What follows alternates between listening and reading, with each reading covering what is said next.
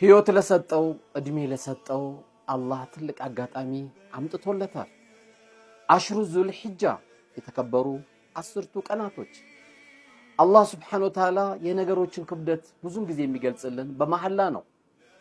እነዚህ ቀናቶች ደግሞ የተማለባቸው ናቸው። መሐላው ለምን አስፈለገ ከተባለ በዚህ ጊዜ የሚሰሩ ስራዎች ክብደታቸውን ለመግለጽ ነው።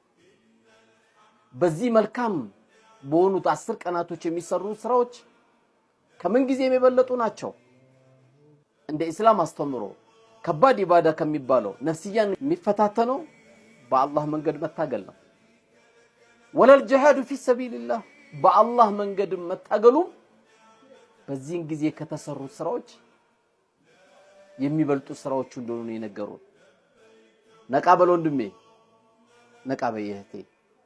በዚህ 10 ቀናቶች ውስጥ የ9ኛ ቀን ደግሞ ጾም አብሯል።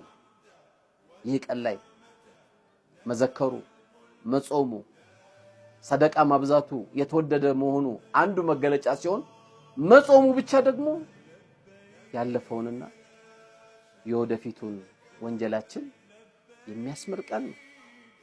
እንኳን ይሄንን የመሰለ እድል ይቀርና የአንድ ቀን ወንጀላችን የሚያስምር ብናገኝ ከዚህ የበለጠ ፍርሳ አጋጣሚ ምን አለ? አላህ ከተጠቃሚዎች ያደርግ።